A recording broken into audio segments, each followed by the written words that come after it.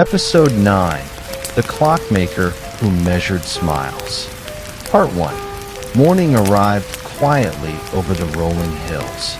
Behind Ethan, the tree of quiet wishes stood peacefully beneath the golden light of sunrise. From the top of the hill, he could still see thousands of tiny ribbons dancing gently in the breeze. They looked like little pieces of hope floating among emerald leaves. He smiled. Then, with calm steps, he continued east. The little silver bell on his wrist chimed softly as he walked. Ding! The tiny morning bell hanging from his leather journal answered with its own delicate note. For a moment, the two bells seemed to greet each other. The sound faded into the peaceful countryside. Ahead stretched a narrow stone road bordered by tall grasses and blooming wildflowers. Butterflies drifted lazily from blossom to blossom. The air carried the fresh scent of morning, dew mixed with warm bread from a distant farmhouse. Everything felt wonderfully unhurried. Ethan had learned not to ask how far the next destination might be. Some journeys revealed themselves only when the travelers stopped counting the miles. Hours passed peacefully. He crossed a small wooden bridge where a crystal-clear stream wound through a meadow of white daisies. Nearby, an elderly fisherman sat quietly beneath a willow tree. Instead of watching his fishing line, he watched the water. Ethan smiled politely. "Have you caught anything today?" The old man laughed gently. "Not yet." He looked at the stream with peaceful eyes. "But I've watched 3 kingfishers dive. A family of ducks swim past, and the clouds paint new pictures." He chuckled. "I think I've already received enough." Ethan smiled. Everywhere he traveled, people seemed to measure wealth differently. He wished the fisherman a pleasant morning and continued onward. By midday, the countryside began to change. The rolling fields slowly gave way to cobblestone roads lined with ancient maple trees. Small stone cottages appeared along the hillsides. Their gardens overflowed with lavender, roses, and climbing ivy. Something else caught Ethan's attention. Every cottage had a clock. Some stood beside front doors. Others hung beneath wooden porches. A few rested in colorful flower gardens. No 2 clocks looked alike. One was carved from oak, another from polished brass, another from white stone. Curiously, none of them showed the same time. One displayed 3:30. Another pointed to noon, another to nearly sunset. Yet no one seemed concerned. Children laughed as they skipped through the streets. A baker smiled while removing fresh loaves from a stone oven. Neighbors chatted peacefully beneath flowering vines. No one hurried. No one glanced anxiously at the clocks. It was as though time itself held a different meaning here. As Ethan walked farther into the village, he heard a gentle sound. Tick, tick, tick. At first it came from one direction, then another. Soon he realized the entire village was filled with hundreds of different ticking clocks. Each beat was slightly different. Some slow, some quick, some almost silent. Together, they created a peaceful rhythm unlike anything he had ever heard. Near the center of the village stood a modest stone building with ivy climbing its walls. Above its wooden door hung an old brass clock. Unlike the others, it had no numbers. Instead, around its face were 12 tiny smiling suns, each carefully engraved by hand. Beneath the clock hung a weathered wooden sign. Its faded letters read, "The House of Gentle Hours. Every smile is time well spent." Ethan paused. The words stirred something inside him. He gently pushed open the old wooden door. A tiny silver bell rang above his head. Chime. Warm light filled the room. Hundreds of clocks covered the walls. Large clocks, small clocks, pocket watches, grandfather clocks, tiny music boxes with delicate clockwork inside. Their quiet ticking blended into a soothing harmony. Yet despite the countless clocks, the workshop felt astonishingly peaceful. Near a sunlit window sat an elderly man wearing a cream-colored waistcoat. Round spectacles rested upon the end of his nose. He held a tiny watch between steady hands while adjusting its delicate gears with remarkable patience. Without looking up, he smiled. "I've been expecting someone." He carefully closed the watch, then raised kind blue eyes toward Ethan. "You must be the traveler." Ethan smiled. "My name is Ethan." The old man nodded warmly. "I know. My name is Oliver." He gently placed the watch on a velvet cloth. "For many years, people have called me the clockmaker who measures smiles." Outside, somewhere beyond the workshop window, a church bell rang softly across the peaceful village, not announcing an hour, simply reminding everyone that another beautiful moment had quietly arrived. Oliver gestured toward a small wooden chair beside his workbench. "Please," he said, "sit." Ethan lowered himself onto the chair. The workshop was filled with a comforting rhythm. Tick, tick, tick. Some clocks ticked slowly, like calm footsteps. Others ticked quickly, like excited birds. Yet together they created a gentle harmony that made the room feel strangely peaceful. Ethan looked around in wonder. "I've never seen so many clocks in one place." Oliver chuckled softly. "Most people say that." He picked up a tiny brass pocket watch and held it toward the sunlight. What surprises them even more is that almost none of these clocks keep perfect time. Ethan blinked. "Then why keep them?" Oliver smiled. "Because they keep something more important." He placed the watch gently on the table. Memories. The first clock. Oliver stood and walked to a tall grandfather clock near the window. Its wooden case was worn smooth by many years of careful hands. "This one belonged to my father," he said. "It stopped on the day he taught me how to repair my first watch." Ethan looked at the clock face. The hands rested at 4:17. "You never fixed it?" Oliver shook his head. "Why would I? Every time I see those hands, I remember his smile." He pointed to another clock shaped like a small cottage. "That one stopped when my granddaughter took her first steps." Another clock, painted pale blue, rested on a shelf. That one stopped during a thunderstorm when the entire village gathered here to sing until the rain passed. Ethan began to understand. These clocks were not broken. They were holding moments.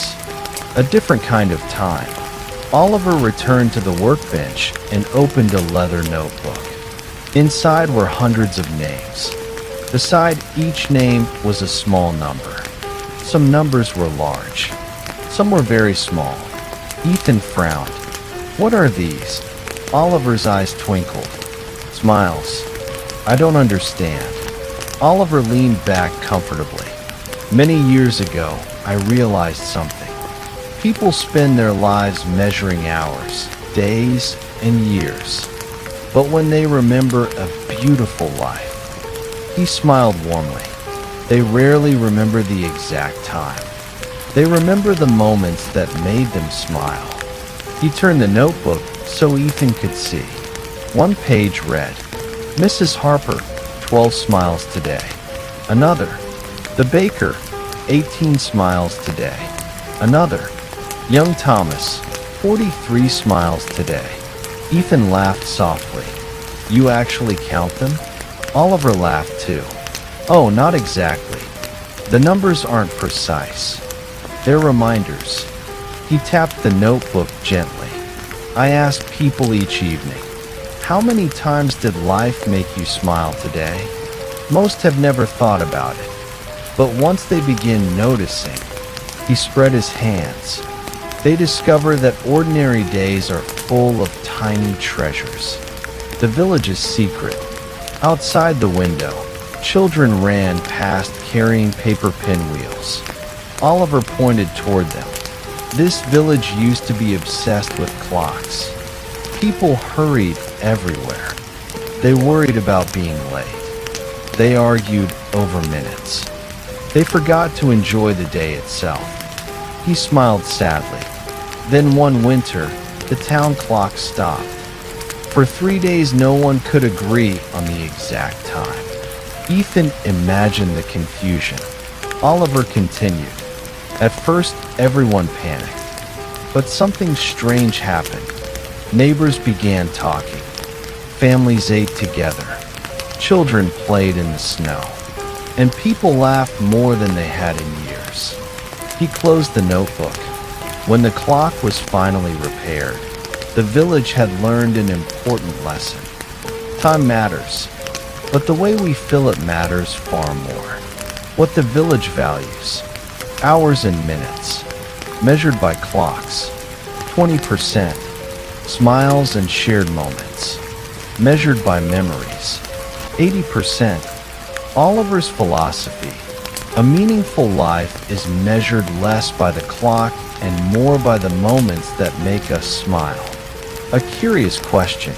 Oliver opened a small drawer and removed a silver pocket watch unlike any Ethan had seen.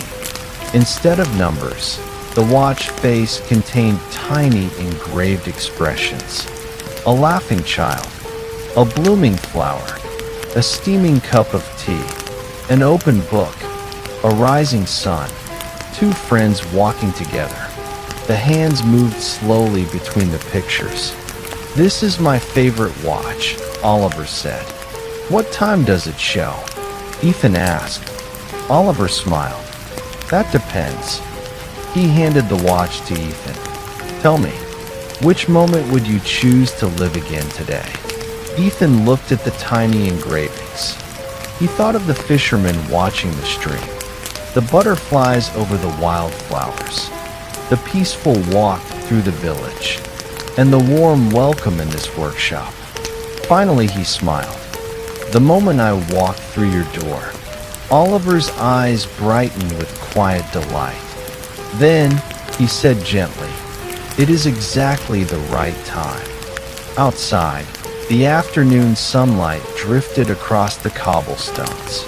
Inside the workshop, hundreds of clocks continued their gentle ticking. But for the first time in a long while, Ethan felt no desire to know the hour. Somewhere among the ticking clocks and smiling suns, another peaceful lesson was beginning to unfold.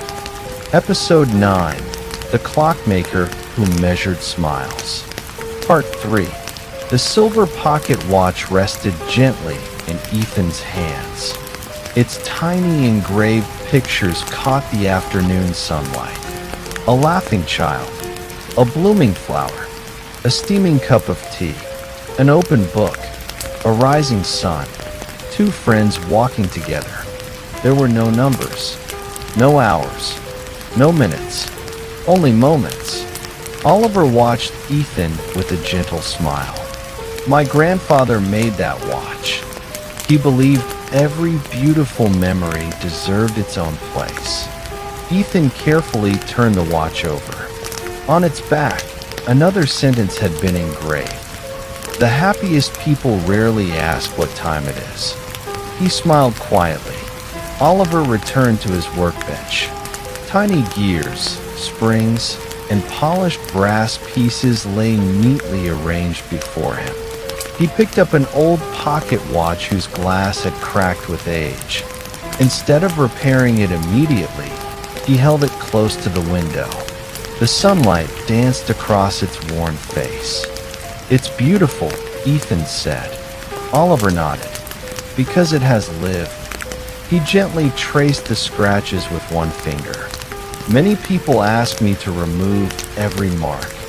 They want their watches to look brand new.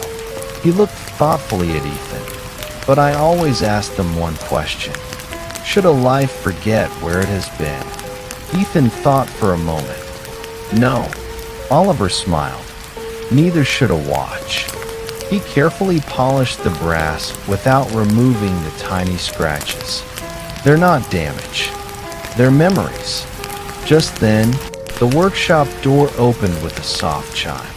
A little girl stepped inside, holding a tiny wooden alarm clock against her chest. She couldn't have been more than 8 years old. Behind her walked her grandfather, smiling warmly. The girl approached Oliver's workbench. "Good afternoon, Mr. Oliver." Oliver looked up and smiled. "Hello, Lily. What brings you here today?" She carefully placed the little clock on the table. It stopped. Oliver examined it gently. Did it fall? Lily shook her head. "No, I think it just became tired." Oliver chuckled softly. Perhaps it did. He opened the back of the little clock. Inside, one tiny spring had slipped out of place. With slow, steady hands, he adjusted it. Click, tick, tick, tick. The little clock began running once more. Lily's face lit up with a joyful smile. "There you are." Oliver didn't hand the clock back immediately. Instead, he asked, "Tell me, what was the happiest moment this clock has ever seen?" Lily didn't hesitate. "The day Grandma taught me how to bake apple pie." Oliver smiled. "Then every tick from now on will quietly remember her." The little girl hugged the clock tightly. "Thank you." She skipped happily toward the door with her grandfather. Before leaving, she turned and waved. "So long, Mr. Oliver." Oliver waved back. "Keep smiling, Lily." After the door closed, Ethan noticed something. Oliver quietly opened his leather notebook. Beside Lily's name, he added one small golden star. "What does the star mean?" Ethan asked. Oliver's eyes twinkled. "It means, today she smiled so brightly that someone else smiled because of her." He closed the notebook. Those are the smiles worth remembering most. Outside, the village clock tower chimed softly. Not to hurry anyone, but simply to remind them that another beautiful afternoon had become another beautiful memory. Ethan looked around the workshop once again. He realized this wasn't truly a place where clocks were repaired. It was a place where people remembered that every moment carried the possibility of joy. And somewhere, hidden among the countless ticking clocks, another timeless lesson was patiently waiting. Episode 9, The Clockmaker Who Measured Smiles. Part 4. The little bell above the workshop door gave one final, gentle chime as Lily and her grandfather disappeared down the cobblestone street. For a few moments, only the quiet rhythm of hundreds of clocks filled the room. Tick, tick, tick. Ethan looked around once more. Every clock seemed to have its own personality. Some ticked confidently, some almost whispered. Yet together they sounded like a peaceful conversation that had been going on for generations. Oliver carefully closed his leather notebook. Then he stood. "There is something I'd like you to see." He walked toward the back of the workshop where a narrow wooden staircase spiraled upward. Its steps creaked softly with age, polished smooth by countless footsteps. Sunlight streamed through a round window at the top. Ethan followed. As they climbed, the sound of ticking grew quieter. Instead, he began to hear another sound. Soft laughter, children laughing, families talking, someone playing a violin somewhere in the distance. When they reached the top, Ethan stopped in surprise. The second floor wasn't another workshop. It was a bright room with walls covered in photographs. Hundreds of them. Some were black and white. Others had faded with time. Some were recent, glowing with vibrant colors. No picture showed a clock. Every photograph showed people smiling. A young couple dancing in the rain. A father lifting his daughter onto his shoulders. Friends sharing bread beneath a tree. An elderly woman reading to children. A baker handing warm pastries to a stranger. The room felt alive. Ethan walked slowly from one photograph to another. "They're beautiful." Oliver nodded. "This is my favorite room." He gently straightened one of the frames. "I call it the Gallery of Ordinary Joy." Ethan smiled. "Ordinary?" Oliver laughed softly. "There is no such thing." He pointed toward a faded photograph of two boys sitting on a wooden fence. People often wait for extraordinary moments. A promotion, a grand adventure, a celebration. He looked around the room. But life quietly fills our days with smaller gifts. A shared meal, a kind word, a walk at sunset, a smile from a stranger. He paused. The trouble is, we're often too busy looking for something bigger. Ethan gazed at another photograph. It showed an elderly man sitting alone on a park bench, smiling gently while feeding birds. Nothing dramatic, nothing unusual, yet it somehow radiated peace. Oliver noticed where Ethan was looking. His name was Henry. He came here every Thursday. One day I asked him why he always smiled. "What did he say?" Ethan asked. Oliver's eyes softened. He told me, "Because today happened." Ethan blinked. "That's all." Oliver nodded. "That's all." But the older I became, the wiser those three words sounded. Silence settled comfortably between them. Golden afternoon light poured through the windows, illuminating the photographs one by one. Dust particles floated lazily through the air, sparkling like tiny stars. Near the far wall stood an old wooden camera mounted on a sturdy tripod. Unlike modern cameras, it looked wonderfully handcrafted.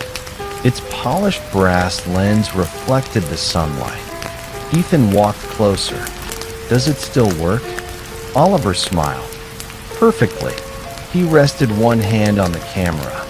"For 40 years, I've taken one photograph every single day." Ethan looked around the room in amazement. "Every day?" Oliver nodded. "But never of famous people. Never of important events. Only moments that remind me what life truly feels like." He reached into a small cedar box beside the camera. Inside were blank pieces of handmade paper, along with a fountain pen.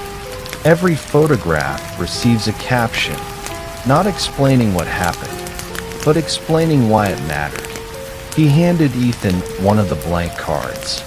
"If you could capture one ordinary moment today, what would you write?" Ethan thought quietly. He remembered Lily's joyful smile when her little clock began ticking again. He picked up the pen and slowly wrote, "The happiest repairs are not made to clocks, but to hearts that remember how to smile." Oliver read the words. A warm smile spread across his face. Without saying anything, he slipped the card into an empty frame waiting beside the camera. "It belongs here," he whispered. Just then, a gentle breeze drifted through the open window. The photographs rustled softly, not unlike the ribbons Ethan had seen beneath the tree of quiet wishes. He realized something.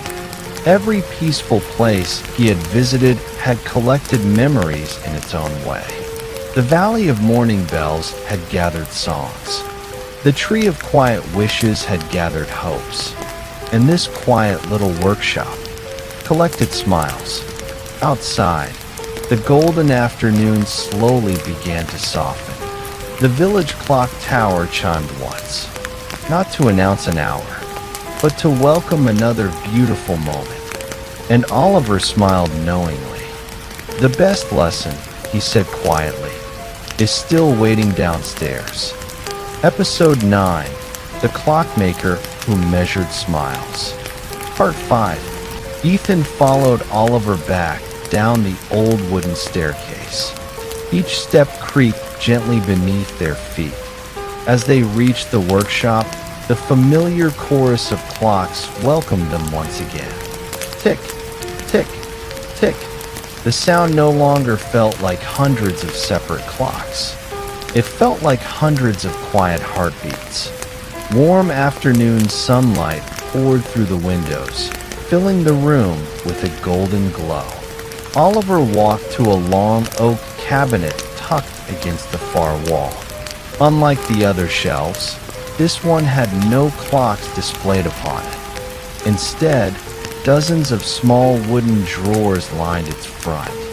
Each drawer bore a simple brass label. Kindness, patience, forgiveness, wonder, laughter, courage, gratitude. Ethan looked at them curiously. What are these? Oliver smiled. My favorite collection. He gently pulled open the drawer labeled laughter. Inside, there were no watches, no gears, no springs, only hundreds of tiny folded pieces of paper. Some white, some cream, some yellowed with age. Each was tied with a thin piece of thread. Ethan picked one up carefully. May I? Oliver nodded. They're meant to be shared. Ethan unfolded the tiny paper. Written in neat handwriting were only a few words. Today my grandson laughed so hard that even the chickens stopped walking. Ethan couldn't help smiling. He opened another.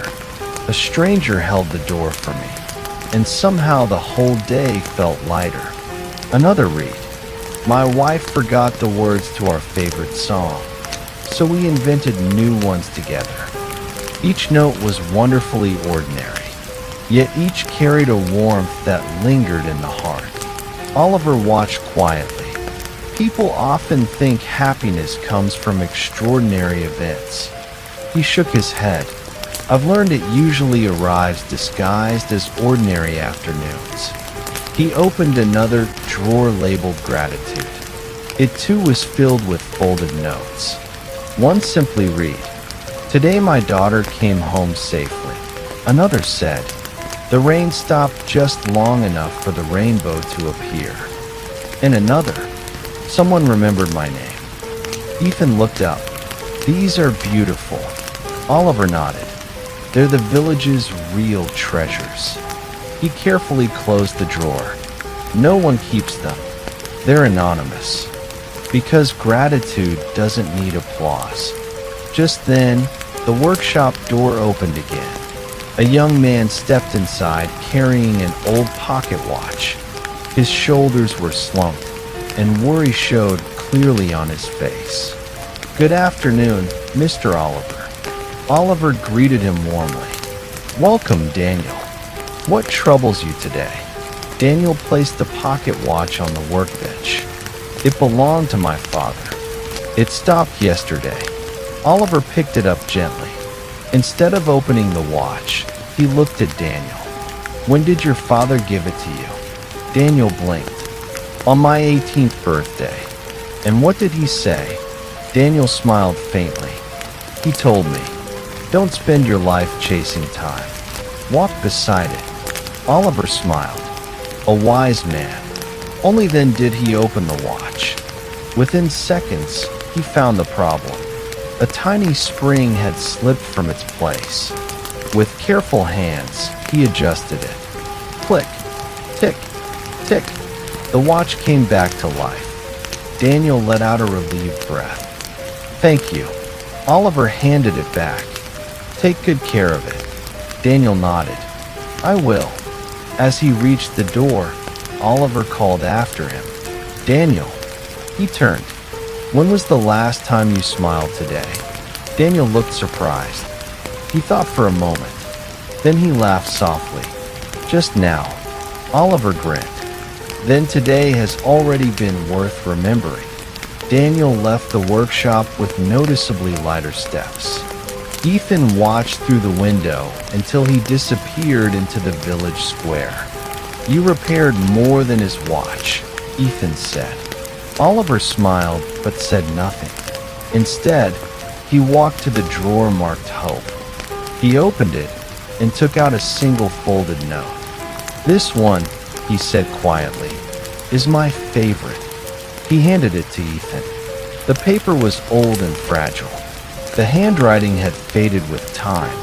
It read, "One kind conversation gave me the courage to begin again."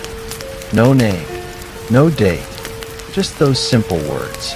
Ethan held the note carefully. Some moments, he realized, lasted far longer than any clock could measure.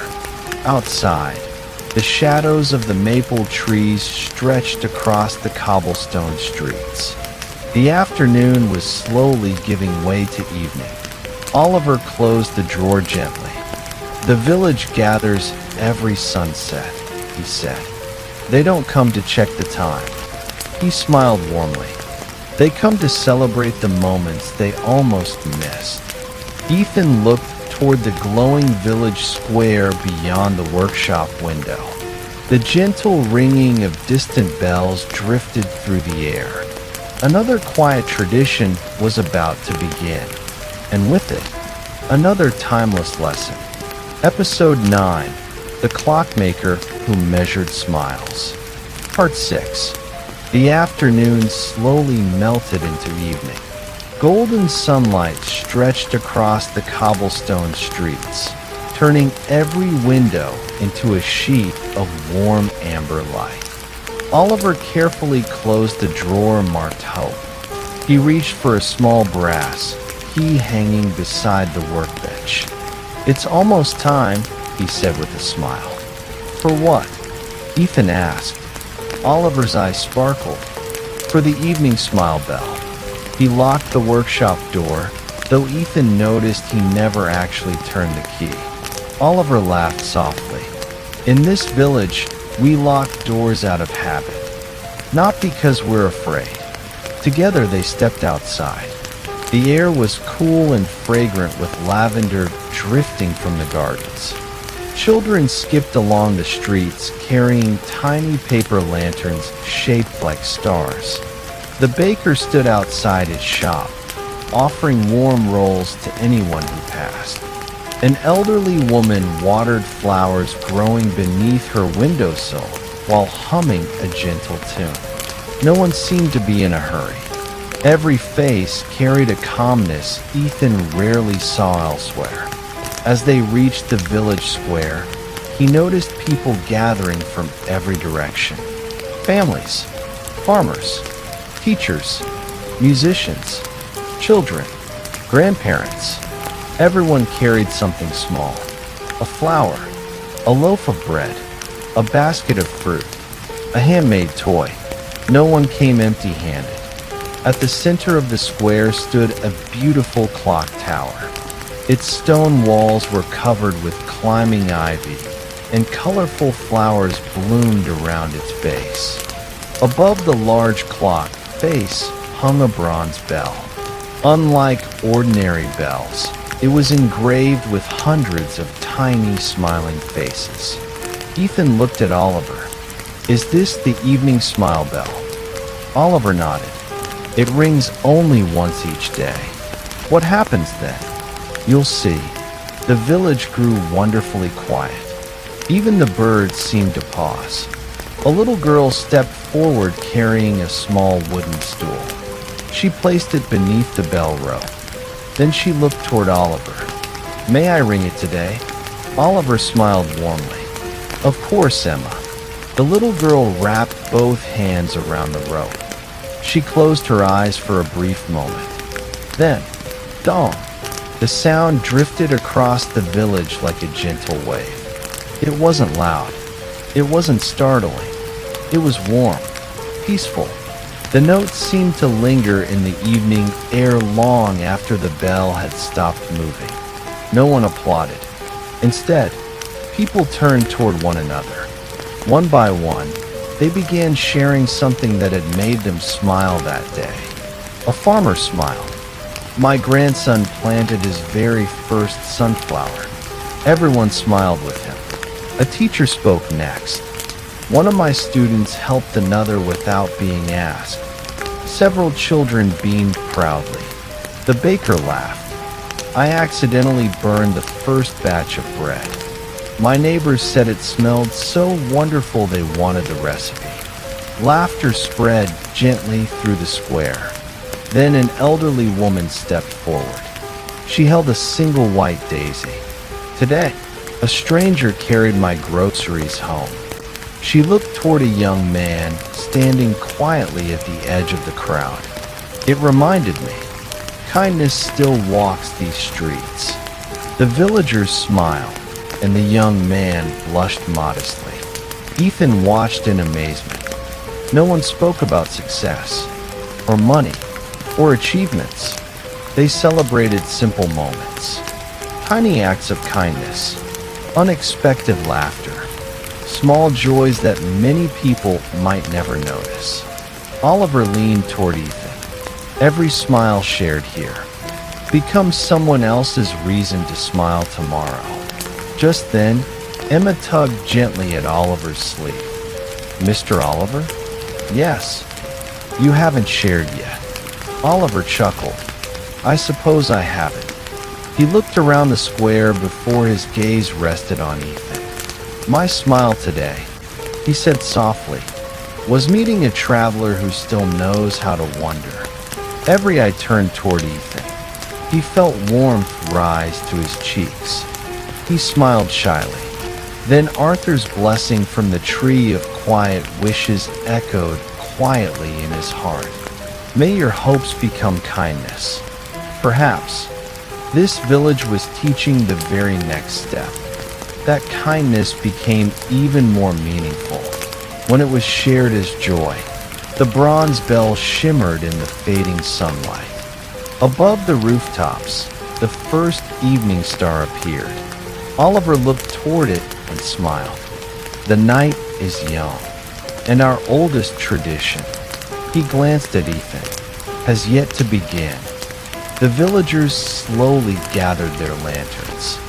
One by one, they started walking toward a quiet hill beyond the village. Ethan followed, wondering what beautiful lesson awaited beneath the first stars of evening. Episode 9, The Clockmaker Who Measured Smiles. Part 7. The villagers walked together along a narrow cobblestone path that led beyond the last cottages. No one hurried. No one walked ahead alone. Children held the hands of their grandparents. Friends chatted quietly. Some simply enjoyed the peaceful silence. As the village slowly disappeared behind them, the path climbed a gentle hill covered with soft green grass and blooming lavender. The evening breeze carried the sweet fragrance of wildflowers. Above them, the sky transformed into shades of gold, rose, and deep violet. The first stars quietly appeared. Each villager carried a small lantern. Unlike ordinary lanterns, these gave off only its soft, warm glow. Their light was gentle enough to brighten the path without stealing the beauty of the evening sky. Ethan walked beside Oliver. "Where are we going?" he asked. Oliver smiled. "To the place between moments." Ethan looked puzzled. "The place between moments?" Oliver nodded. "You'll understand soon." After a peaceful walk, they reached the top of the hill. Ethan stopped in amazement. At its summit stood a magnificent old oak tree.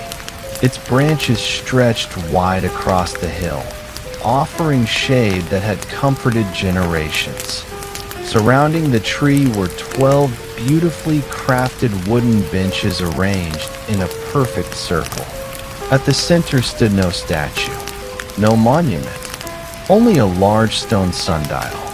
But unlike every sundial Ethan had ever seen, it had no numbers. Instead, carved around its edge were 12 simple words. Listen, laugh, share, forgive, dream, rest, hope, learn, create, give, smile, love. Ethan slowly walked around it. There's no way to tell the time. Oliver laughed softly. Exactly. The sundial doesn't measure hours. It measures how we spend them. The villagers quietly took their places on the benches. Nobody spoke. Nobody checked a clock. The breeze gently moved through the branches of the old oak, creating a soothing rustling sound. Rustle, rustle, rustle. It reminded Ethan of the tree of quiet wishes. Different place, same peaceful language. Oliver walked to the center beside the sundial. He held an old pocket watch in his hand. It was beautifully polished, but Ethan noticed something unusual. The hands were not moving. It stopped, Ethan whispered. Oliver smiled. It stopped 40 years ago, on the happiest day of my life. He gently held it up so everyone could see. My wife gave me this watch on the morning we were married. That afternoon, it stopped forever. Several villagers smiled knowingly. People offered to repair it. He looked lovingly at the silent watch. But I never allowed anyone to touch it, because every time I look at it, I remember that smile. Ethan understood.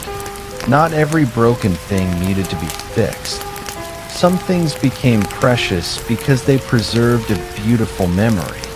Oliver carefully placed the watch beside the sundial.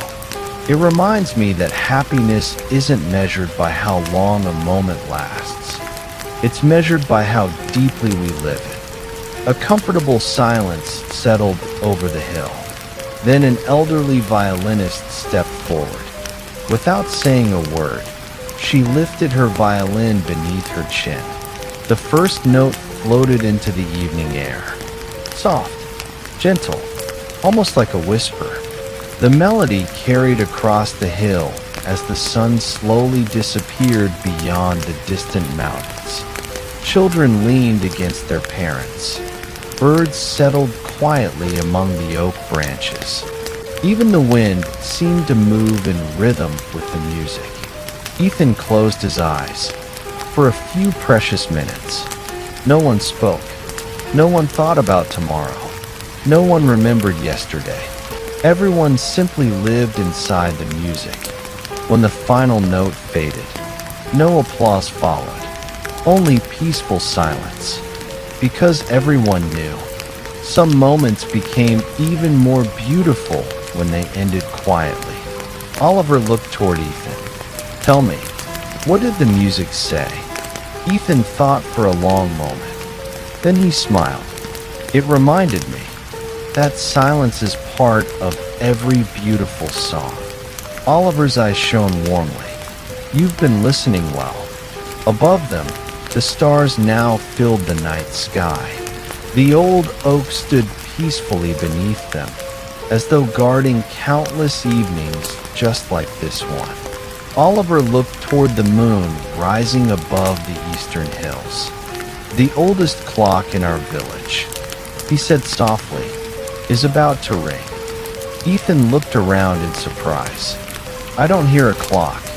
Oliver smiled. You won't. You'll hear something much older, from somewhere beyond the hill.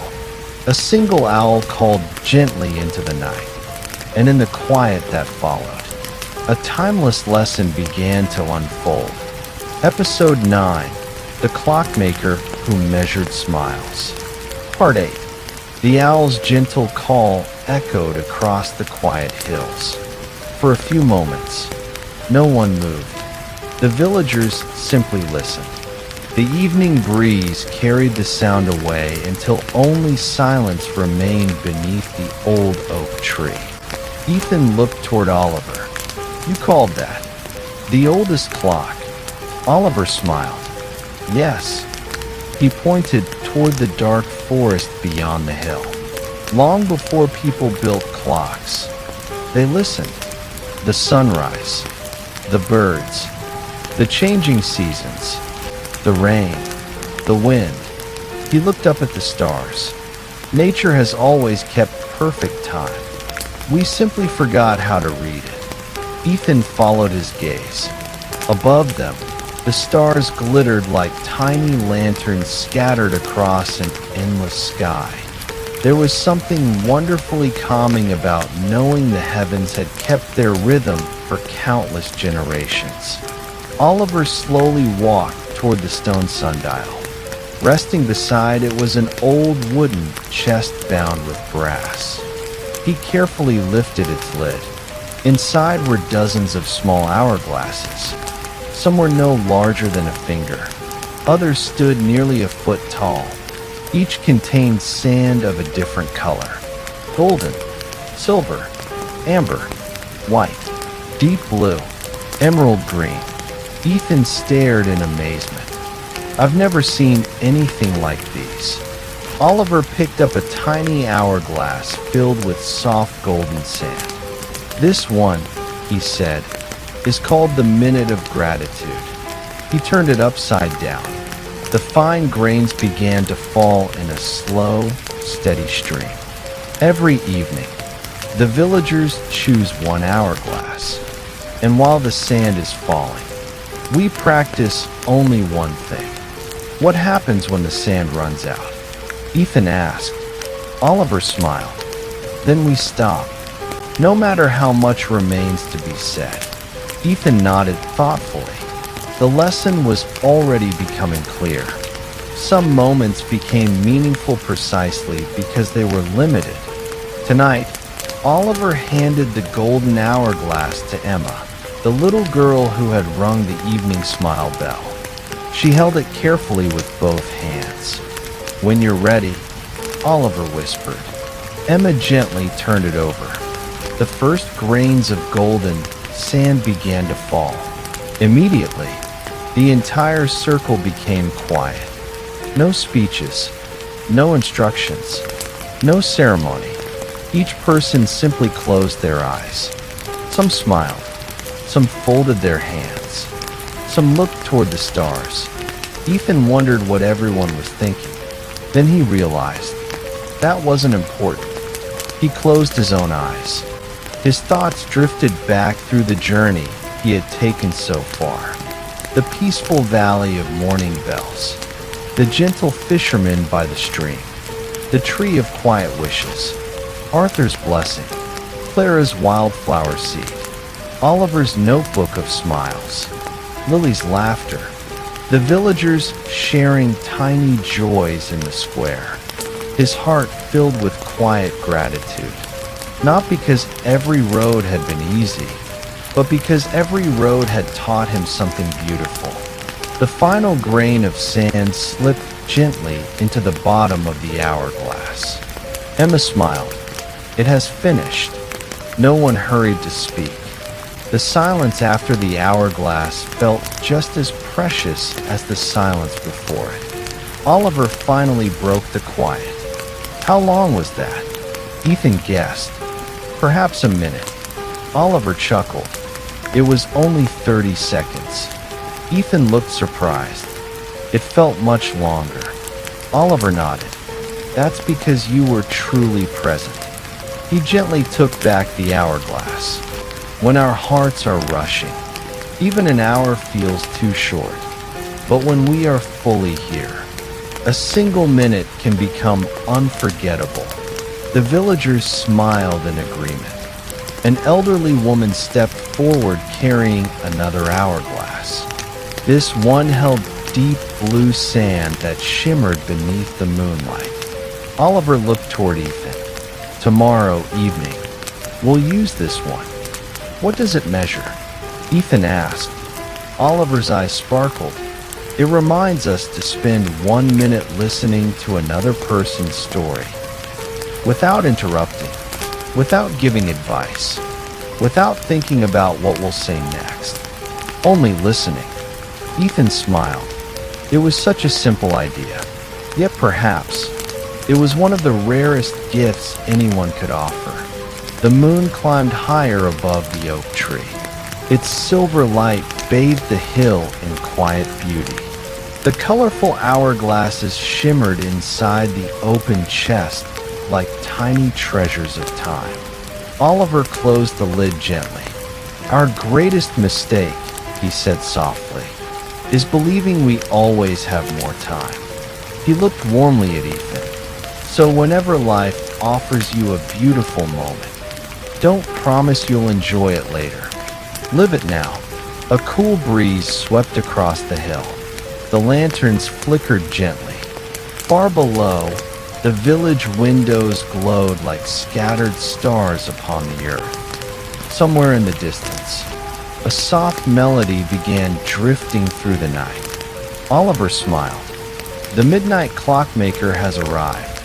Ethan listened carefully. Another remarkable tradition was about to begin.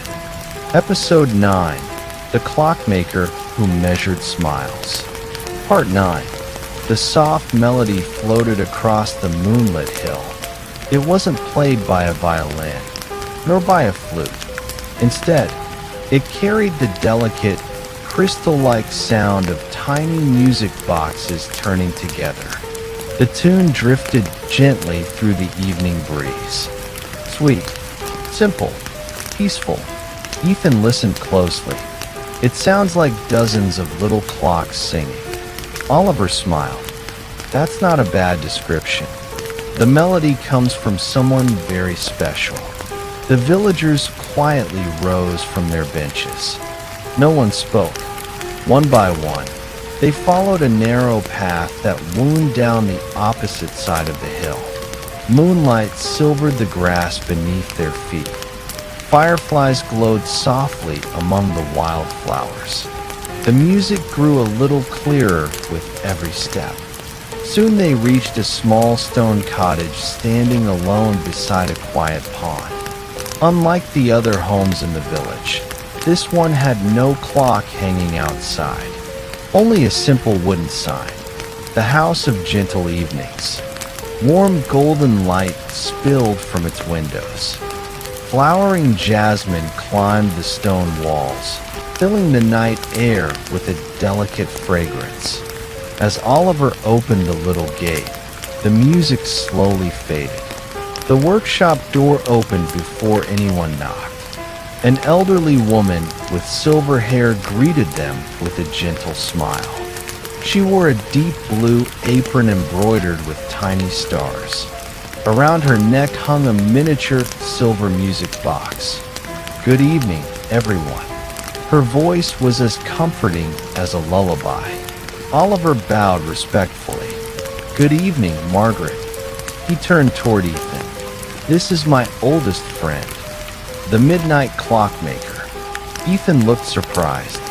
"But I don't see any clocks." Margaret laughed softly. "That's because I don't repair clocks anymore. I repair evenings." Ethan blinked. "Evenings?" She nodded. "Come inside." The little cottage was unlike any place Ethan had ever visited. Shelves lined every wall. Instead of clocks, hundreds of tiny music boxes rested neatly upon them. Some were carved from oak, others from walnut, cherry wood, or polished maple. Each was beautifully handcrafted. No two looked alike. Margaret carefully picked up a small wooden music box shaped like a crescent moon. She wound it gently. A peaceful melody filled the room. Not loud, not dramatic, just enough to make the heart feel lighter. Ethan smiled. "It's beautiful."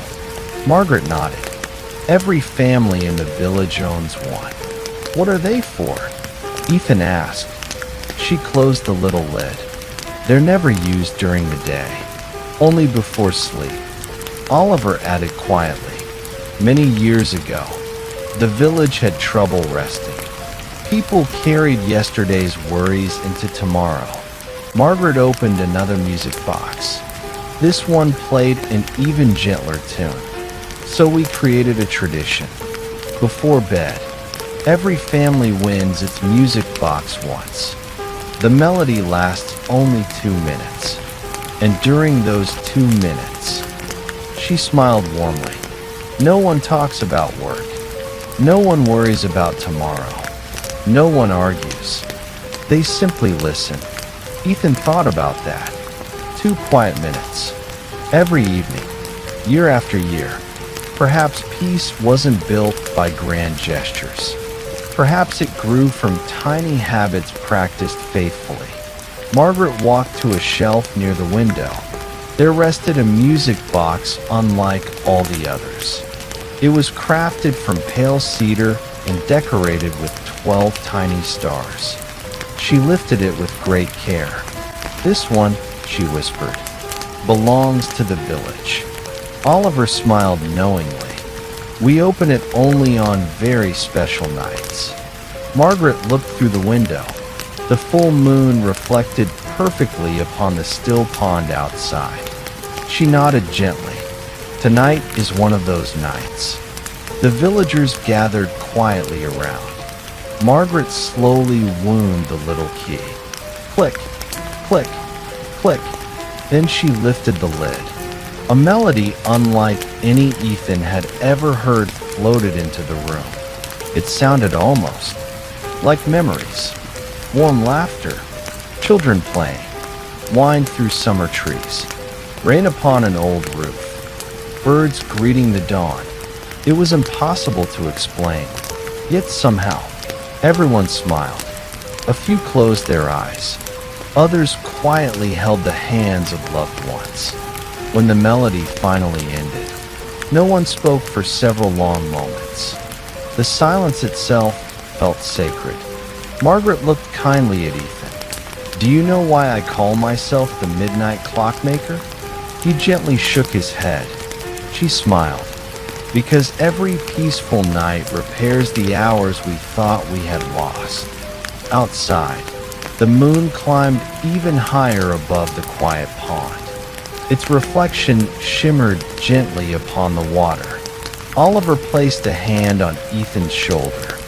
"There is only one lesson left to learn before dawn." Ethan looked toward the moonlit path beyond the cottage, somewhere beyond the whispering trees. Time itself was preparing to share one final secret. Episode 9, The Clockmaker Who Measured Smiles. Part 10. The last note of the village music box faded gently into the quiet night. For several moments, no one spoke. The silence that followed felt as beautiful as the melody itself. Margaret carefully closed the lid of the cedar music box. Click. "It should always end before we wish it would," she whispered. "That's how beautiful moments stay beautiful." Ethan smiled. He was beginning to notice a pattern. Every place on his journey treasured endings just as much as beginnings. The Valley of Morning Bells had welcomed each sunrise. The Tree of Quiet Wishes had taught him to let go. And now, this peaceful village was teaching him how to end each day with gratitude instead of worry. Margaret placed the music box back upon its shelf. Then she turned to Ethan. "Come, I have something I'd like to show you." She led him through a small wooden door at the back of the cottage. Beyond it was a tiny garden bathed in silver moonlight. White jasmine climbed along stone walls. Lavender swayed gently in the cool breeze. At the center of the garden stood an old stone bench beside a perfectly still pond. The moon reflected so clearly upon the water that it seemed another sky lay beneath the surface. Margaret sat quietly on the bench. Ethan joined her. Neither of them spoke for a while. The only sounds were the soft chirping of crickets. the rustling leaves, and the occasional splash of a fish breaking the pond's mirror-like surface.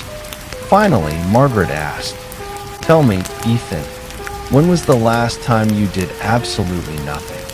He thought carefully. "I don't know." Margaret smiled. "Most people don't. They believe every empty moment must be filled." She pointed toward the pond.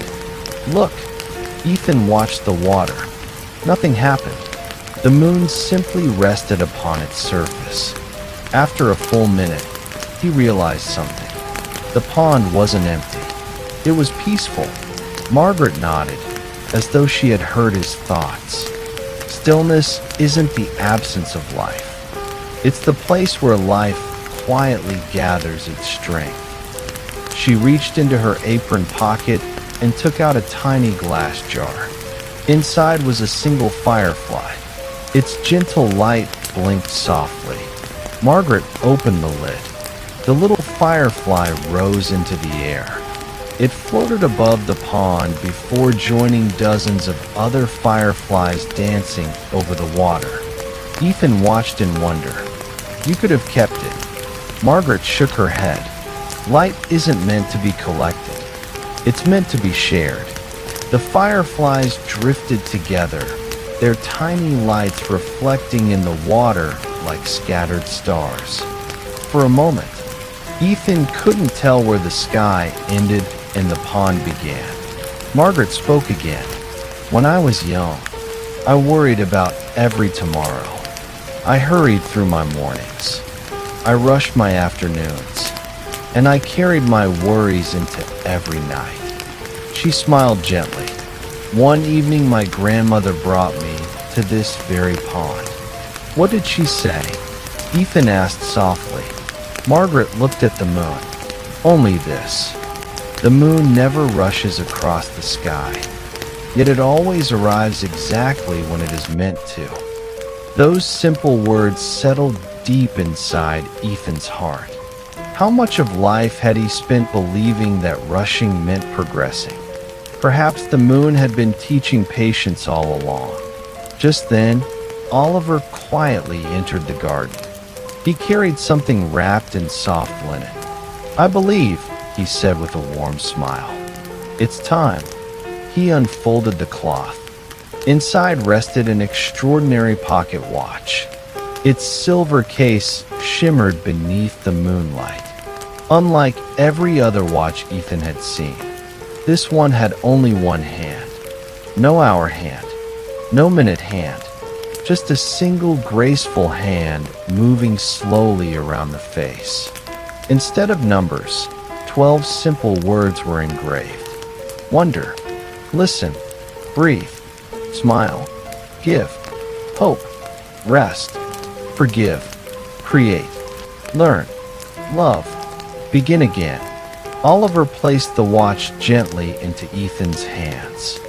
"This," he said quietly, "is called the heart clock. It doesn't measure how much time you have. It reminds you how to spend the time you are given." Ethan looked at the single moving hand. At that very moment, it rested upon one word: smile. Oliver smiled too. "I think it has already chosen today's lesson." Above them, the moon continued its unhurried journey across the night sky. And somewhere beyond the quiet garden, a new dawn was already preparing to arrive. Episode 9, The Clockmaker Who Measured Smiles. Part 11. The heart clock rested quietly in Ethan's hands. Its single silver hand moved so slowly that it almost seemed still. Yet, if he watched carefully, he could see it continuing its gentle journey. Not toward an hour, not toward a minute, but toward another way of living. Moonlight shimmered across its polished surface. For a long moment, Ethan simply admired it. "It feels different from every other clock," he said softly. Oliver smiled. "Because it asks a different question." Ethan looked up. "Most clocks ask, 'What time is it?'" He gently closed Ethan's fingers around the heart clock. This one asks, "What matters right now?" Those words settled deep inside Ethan. He thought about all the places he had visited. The Valley of Morning Bells had taught him to welcome each new day with gratitude. The Tree of Quiet Wishes had taught him to release fear and plant hope. And now, the Clockmaker's village was teaching him that life was not measured by passing hours, but by meaningful moments. Margaret stood and walked toward the edge of the pond. The fireflies still danced above the water, their tiny lights rising and falling like stars learning to fly. She smiled. "Come." Ethan joined her. She pointed toward the moon's reflection. "What do you see?" "The moon," Ethan answered. Margaret nodded. Then she picked up a small pebble and gently dropped it into the pond. Flip! Ripples spread slowly across the surface. The moon's reflection broke into hundreds of shimmering pieces. "Now what do you see?" "A broken moon." Margaret smiled kindly. "Look again." The ripples gradually faded. Little by little, the reflection became whole once more. "The moon was never broken," she whispered. "Only the water was disturbed." Ethan watched until the pond became perfectly still again. Then he understood. "Our hearts are like the pond," he said quietly. Margaret's eyes brightened. "When worry, fear, or anger fills them, we think the world has lost its beauty." She looked at the peaceful reflection. "But when the heart becomes still, we discover the beauty was there all along." Oliver nodded with quiet pride. "My friend has always been wiser than any clockmaker." They shared a gentle laugh. Just then, Emma, the little girl who had rung the evening smile bell, came skipping into the garden. She carried a tiny paper lantern decorated with painted stars. "Mr. Oliver," she asked, "is it time?" Oliver looked toward the eastern horizon. A faint silver glow had begun to replace the darkness. "Almost." Emma smiled and carefully placed her lantern beside the pond. One by one, other villagers arrived, each carrying a lantern of their own. Some were round, some were square, some were shaped like little houses or flowers. No two were alike. They arranged them around the edge of the pond in a great circle. Their warm light reflected beautifully upon the calm water. Ethan looked around in amazement. "What are we waiting for?" Oliver answered softly. "The first smile of dawn." He explained that every morning, just before sunrise, the villagers gathered for one final tradition. They did not watch a clock. They watched the horizon. The moment the very first ray of sunlight touched the hilltops, everyone would smile, not because someone told them to, but because they had been given another day, another chance to be kind, another opportunity to make someone else's life a little brighter. "No bells?" Ethan asked. Oliver shook his head. "No bells, no music, no speeches, only gratitude." The sky slowly changed from deep indigo to soft shades of blue and gold. Birdsong began quietly in the nearby trees. The fireflies faded as the morning light grew stronger. No one spoke. Every face turned toward the eastern hills. The village held its breath, and Ethan realized he was about to witness the tradition that had inspired every clock, every smile, and every peaceful evening in this extraordinary place. Some lessons could be told, others could only be experienced. The first golden ray of sunlight was just beginning to rise above the distant horizon. Episode 9, The Clockmaker Who Measured Smiles. Part 12. The eastern horizon slowly brightened. Deep blue faded into soft lavender. Lavender melted into pale gold. The first birds welcomed the morning with gentle songs. No one moved. The villagers stood silently around the pond, their lanterns glowing faintly against the growing light. Ethan could hear nothing except the breeze brushing through the grass and the quiet rhythm of nature awakening.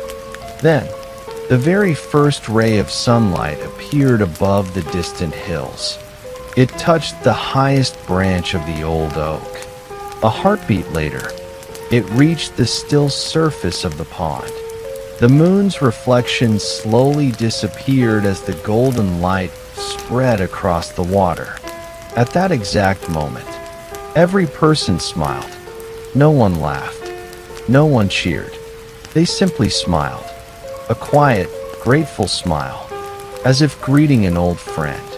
Ethan found himself smiling too, without thinking, without trying. It felt completely natural. Emma looked up at Oliver. "Good morning," she whispered. Oliver smiled warmly. "It is. And because it is." He looked around the circle.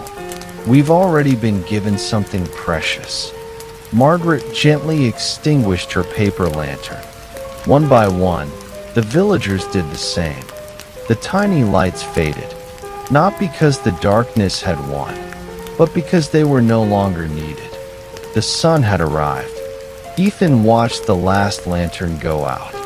"What happens now?" he asked. Oliver bent down and picked up one of the empty lanterns. "Now we carry the light inside us." He handed the lantern to Ethan. "It reminds us that happiness isn't something we wait for. It's something we choose to share." Together, they began walking back toward the village. Morning dew sparkled on the grass like countless tiny diamonds. Children chased butterflies through the wildflowers. A robin landed on the stone path just ahead of them, singing joyfully before flying into the bright sky. The village slowly came alive. The baker opened his little shop, placing warm loaves of bread on wooden shelves. The florist arranged fresh bouquets outside her doorway. A teacher greeted her students with a cheerful wave. Everywhere Ethan looked, people smiled before they spoke. It was such a simple habit, yet somehow it made the entire village feel lighter. As they passed the clock tower, Ethan noticed something he had missed before. Beneath the great clock face was a carved inscription. "A day begins not when the clock strikes, but when the heart awakens." He stopped to read it twice. Oliver noticed. "My father carved those words. They're the only lesson he insisted would outlive every clock he ever made." Ethan quietly nodded. He felt as though each place on his journey had given him another piece of a much larger picture. The bells had taught him to notice beginnings. The tree had taught him to plant hope. And this village was teaching him to fill each day with moments worth remembering. Back at the workshop, Oliver unlocked the wooden door. The familiar chorus greeted them once more. Tick, tick, tick. This time, the sound felt different. Not because the clocks had changed, but because Ethan had. He no longer heard time passing. He heard life unfolding. Oliver walked to the old workbench and carefully opened a velvet-lined drawer. Inside rested a beautifully crafted pocket watch wrapped in soft blue cloth. Its silver surface shimmered in the morning light. Unlike the heart clock, this one had ordinary hands. But around its edge, instead of numbers, were 12 tiny smiling suns. Oliver lifted it gently. "My grandfather made this many years ago. He always said, a watch can remind you of the hour, but only your heart can remind you of the moment." He looked kindly at Ethan. I believe it's ready for its next traveler." Ethan stared at the beautiful watch. He had a feeling this gift would carry far more than time. It would carry a promise. And before Oliver placed it into his hands, there was one final story he wished to tell. A story that had begun many years ago, with a young apprentice who believed every second had to be counted. Episode 9, The Clockmaker Who Measured Smiles. Part 13. Morning sunlight streamed through the workshop windows. Its golden rays illuminated hundreds of clocks resting quietly upon the shelves. The familiar chorus filled the room. Tick, tick, tick. Oliver held the silver pocket watch in his hands, but did not give it to Ethan just yet. Instead, he smiled thoughtfully. Before this watch chooses its next traveler, you should know why it was made. Ethan pulled his chair closer. Oliver looked toward the oldest grandfather clock in the corner of the workshop. Its hands still rested at 4:17, just as they always had. "When I was your age," Oliver began, "I believed every second had to be useful. I hurried through breakfast. I rushed every repair. I measured my worth by how much I could finish before sunset." He laughed softly at the memory. "I thought that was what successful people did." Ethan listened quietly. "One spring morning," Oliver continued, "my grandfather invited me on a walk. I almost refused. "I'm too busy," I told him. Oliver smiled. He simply nodded and said, "Then you're exactly the person who needs the walk." So I went. Hashtag the longest short walk. They walked only a short distance beyond the village, to a small meadow where wildflowers swayed in the breeze. Oliver's grandfather never spoke about work. He never mentioned clocks. Instead, he stopped beside a tiny patch of blue flowers. "What do you notice?" he asked. Young Oliver answered quickly, "Nothing. We should keep going." His grandfather smiled. "Look again." This time, Oliver noticed a single honeybee moving patiently from flower to flower. Nearby, a spider's web shimmered with morning dew. A butterfly rested on a lavender blossom, opening and closing its wings. The breeze carried the sweet scent of fresh grass. For the first time in weeks, young Oliver stopped thinking about what came next. He simply stood there, watching, listening, breathing. His grandfather smiled warmly. "You see, the world has been waiting for you to slow down." Hashtag the watch without numbers. When they returned home that afternoon, Oliver's grandfather disappeared into the workshop. Several days later, he placed a small velvet box into Oliver's hands. Inside rested a silver pocket watch, beautifully crafted, perfectly polished. But something was missing. "There are no numbers," young Oliver said. His grandfather nodded. "Exactly. How will I know the time?" The old man smiled. "You won't. Not with this watch." He gently tapped the smooth silver case. "This watch has only one purpose. Whenever you begin rushing through life, open it and ask yourself one question." He looked kindly into Oliver's eyes. "Am I living this moment, or merely passing through it?" Oliver closed his eyes for a moment. "I've carried that question with me every day since." He gently opened the watch. Inside, where numbers should have been, were 12 tiny smiling suns, each one slightly different, each one carefully carved by hand. "I've repaired thousands of clocks, but this watch," he smiled, "has spent its whole life repairing me." Ethan looked at the little watch with new understanding. It wasn't an instrument. It was a reminder. a gentle invitation to return to the present whenever life became too hurried. Just then, a young boy burst into the workshop carrying a tiny wooden bird. One of its wings had come loose. "I'm sorry to interrupt," the boy said between breaths. "I think my little bird is broken." Oliver smiled and welcomed him inside. He carefully examined the toy. "It isn't broken." He adjusted the tiny wooden pin that held the wing in place. There, the bird's wings flapped happily once again. The little boy's face lit up. "Thank you." As he turned to leave, Oliver called after him. "Remember," the boy stopped, "what flies farther than any bird?" The child thought for a moment before shrugging. "I don't know." Oliver smiled. "A kind memory. It can travel across a lifetime." The boy grinned. "I'll remember that."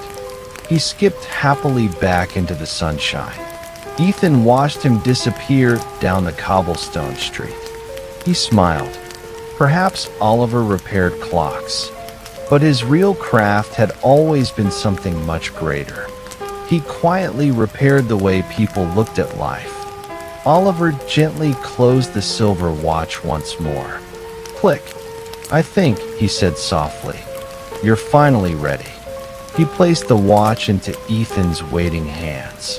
Outside, the village clock tower chimed gently across the peaceful morning, not announcing another hour, but celebrating another beautiful beginning.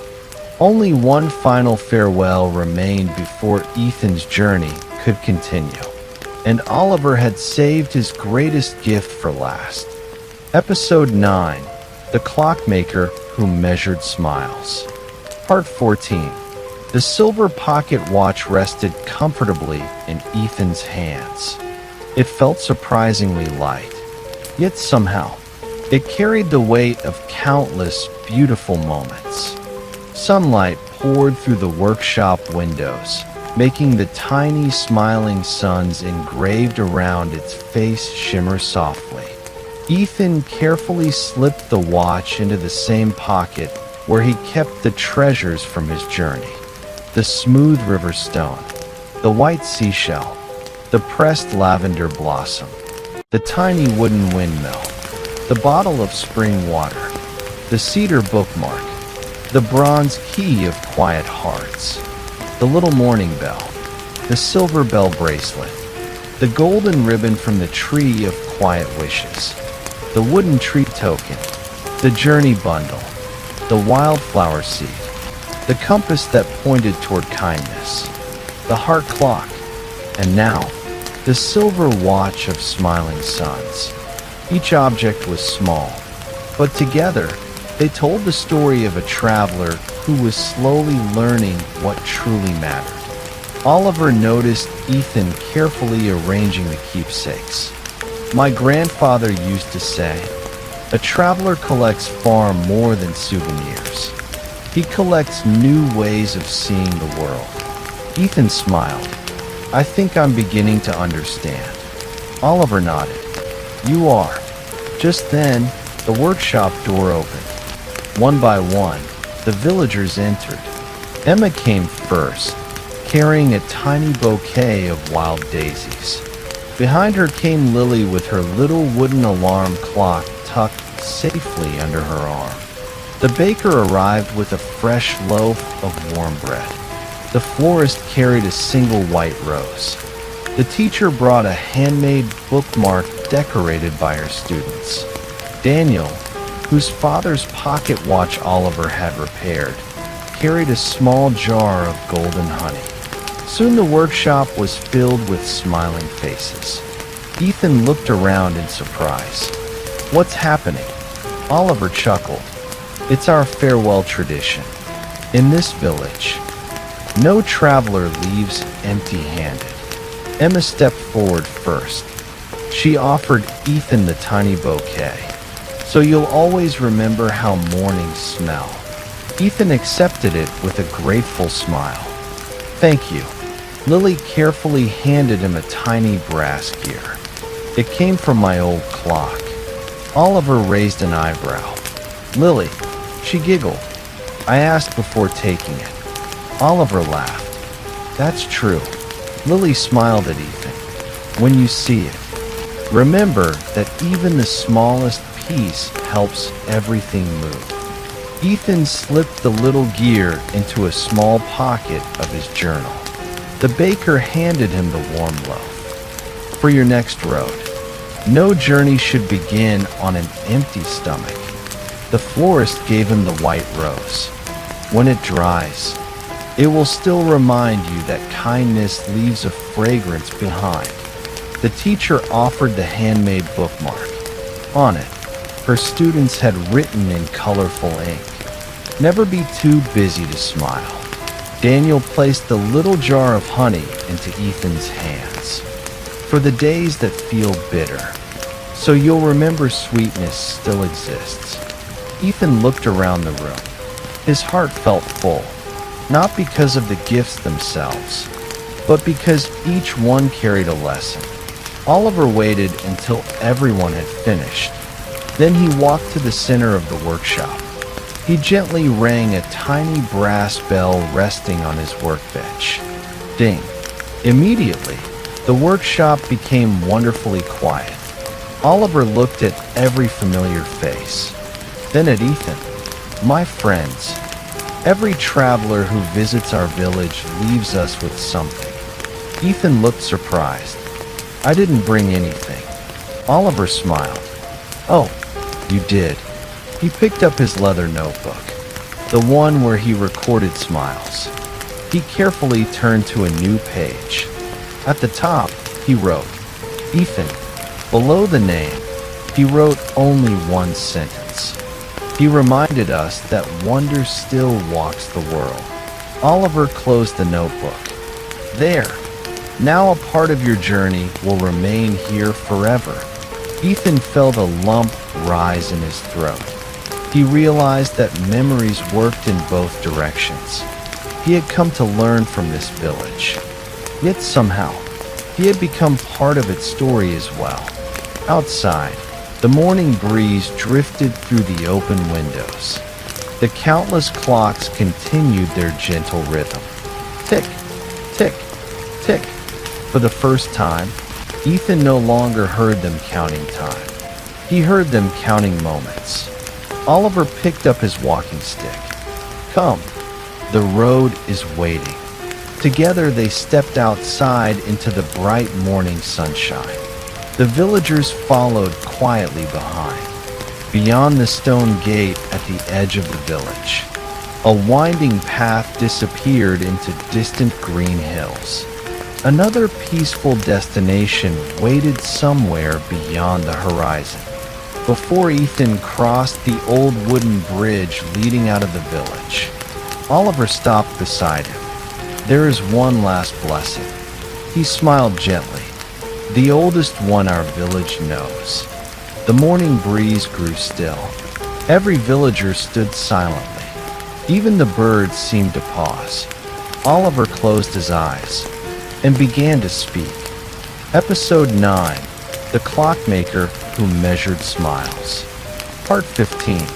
The morning breeze rested gently over the village. Not a leaf stirred. Even the countless clocks inside the house of gentle hours seemed to soften their familiar rhythm. Tick, tick, tick. Oliver stood beside the old wooden bridge, his walking stick resting lightly against his shoulder. The villagers formed a quiet circle around Ethan. No one hurried the farewell. Beautiful endings, Ethan had learned, deserved time. Oliver took a slow breath. Then, in a calm and steady voice, he spoke the oldest blessing of the village. May your days be measured by kindness, not by hours. May your heart always find time for wonder. May your laughter arrive often, your worries leave gently, and your hope never grow old. May every sunrise remind you that life has begun again. And when evening comes, may you always have at least one smile to carry into tomorrow. Silence followed. Not an empty silence, a grateful one. Emma quietly stepped forward and wrapped her small arms around Ethan. Will you come back someday? Ethan knelt so they were eye to eye. I hope I will. Emma smiled. I'll keep a place for you by the pond. Lily waved the little wooden alarm clock that Oliver had repaired. It still works perfectly. Oliver laughed. I expect it always will. Daniel shook Ethan's hand warmly. The road ahead is lucky to meet you. The baker tucked one more warm roll into Ethan's backpack while pretending nobody noticed. Everyone smiled. Margaret approached last. She held a tiny glass bottle no larger than Ethan's thumb. Inside was nothing, or so it seemed. She placed it gently into his palm. Ethan looked at it curiously. It's empty. Margaret smiled. It isn't. It holds one peaceful evening. He looked puzzled. She continued softly. Whenever life feels too noisy, hold it. Close your eyes. And remember the music by the pond. You'll discover peace travels better than people think. Ethan carefully placed the tiny bottle beside the other treasures in his backpack. It became the newest reminder that some of the greatest gifts could never be seen. Oliver looked toward the eastern road. The path ahead leads somewhere few travelers expect. He pointed beyond the rolling green hills, far beyond the whispering forest, beyond the fields where white cranes gather. There is a quiet place beside the sea, a lighthouse. Ethan listened carefully. Oliver continued. It has stood there for longer than anyone remembers. Its keeper no longer guides ships alone. He helps people find something else. What does he help them find? Ethan asked. Oliver smiled knowingly. The courage to keep going, especially when the way ahead disappears into fog. The words settled gently in Ethan's heart. Every place on his journey seemed connected to the next, each lesson preparing him for another. Margaret looked toward the bright morning sky. The lighthouse shines brightest, not when the sea is calm, but when someone believes they are lost. Ethan nodded thoughtfully. Perhaps that would be his next lesson. Not how to begin, not how to hope, not how to smile, but how to trust the light when he could no longer see the road. A robin landed on the old bridge railing. It sang one cheerful note, then flew eastward. Oliver smiled. It seems your guide has arrived. The villagers stepped aside, opening the path. Ethan adjusted his backpack. Inside rested every treasure from his journey so far. The river stone, the seashell, the pressed lavender, the windmill, the spring water, the cedar bookmark, the bronze key, the morning bell, the silver bracelet, the golden ribbon, the wooden tree token, the journey bundle, the wildflower seed, the compass of kindness, the heart clock, the silver watch of smiling suns, the tiny brass gear, the bouquet of dried daisies, the white rose, the handmade bookmark, the honey, and the little glass bottle that carried a peaceful evening. None of them were heavy, yet together, they reminded him of the person he was becoming. He took his first step across the wooden bridge. The boards creaked softly beneath his feet. Halfway across, he turned back one last time. The villagers stood together, smiling. No one waved wildly. They simply placed one hand over their hearts. Ethan returned the gesture. Then he smiled, not because the journey was ending, but because another one was quietly beginning. Ahead, the road curved gently toward distant blue hills where the morning mist still lingered. Somewhere beyond them, A lonely lighthouse waited beside an endless sea, and with it, another timeless lesson. Episode 9, The Clockmaker Who Measured Smiles. Part 16, Finale. The wooden bridge disappeared behind Ethan as he continued along the quiet eastern road. The morning sun climbed higher into the clear blue sky. A gentle breeze carried the scent of lavender from the village one last time. He stopped for a moment, not to look back, but to listen. Far in the distance, he could still hear the faint rhythm of the village. Tick, tick, tick. The sound grew softer with every step until it blended completely with bird song and the whispering wind. Yet somehow, it never truly disappeared, because now it echoed inside his heart. Hashtag, hashtag, hashtag, the journey continues. The road stretched through rolling green hills where wildflowers danced beneath the morning light. White butterflies drifted lazily across the path.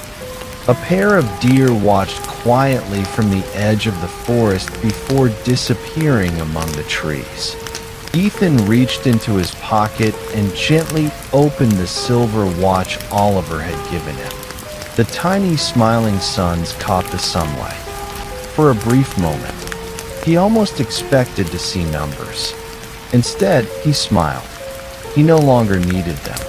He quietly whispered to himself, "This moment is enough." He closed the watch, click, and slipped it safely back into his pocket.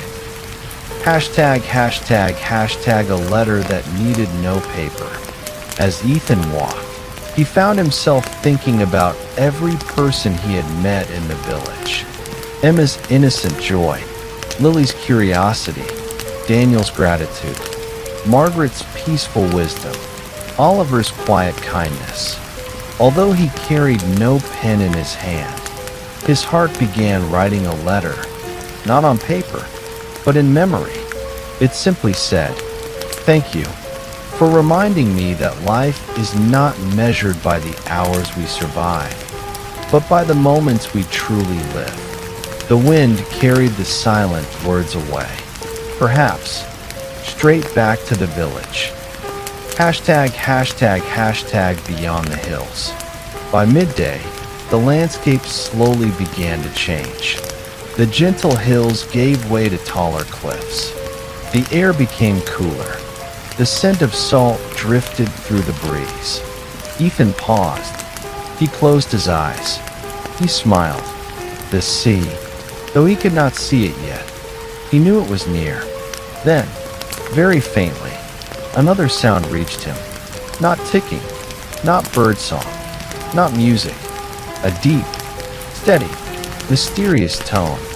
Oh, it echoed across the cliffs before fading into silence. Ethan opened his eyes. A lighthouse. Oliver had been right. Somewhere beyond the mist, someone was keeping a light alive. Hashtag, hashtag, hashtag, the last page of the journal. Ethan sat beneath an old pine tree overlooking the distant coastline. He opened his leather journal. The tiny morning bell hanging from its cover chimed gently in the breeze. Ding. He turned to a fresh page. Then he slowly wrote, Episode 9, The Clockmaker Who Measured Smiles. Below it, he added, Time cannot be saved. It can only be shared. He paused, then smiled and wrote one final sentence. The richest people are those whose memories are filled with kindness. He closed the journal. The little bell chimed once more. Hashtag, hashtag, hashtag, one final reflection. As the afternoon sunlight stretched across the road ahead, Ethan realized something. Every place he had visited had offered him a gift. The Valley of Morning Bells had taught him to welcome each day. The Tree of Quiet Wishes had taught him to let hope grow quietly. The Clockmaker's village had taught him to measure life, not by passing hours, but by smiling hearts. He looked toward the distant sea. There were still many roads left to walk, many strangers left to meet, many lessons waiting patiently beyond the horizon. And that was the most beautiful part.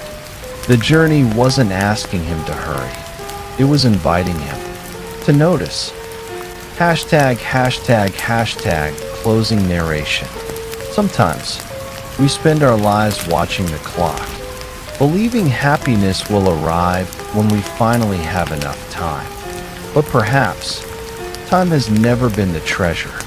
Perhaps the treasure has always been the people we laugh with, the kindness we share, the quiet mornings we notice, the peaceful evenings we remember, and the smiles we leave behind wherever we go. Because in the end, a beautiful life is not measured by the number of hours we are given.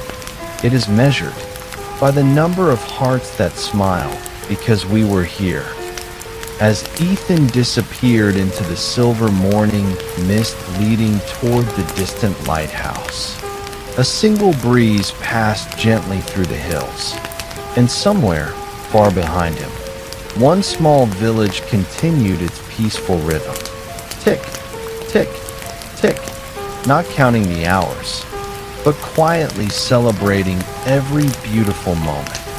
End of episode 9.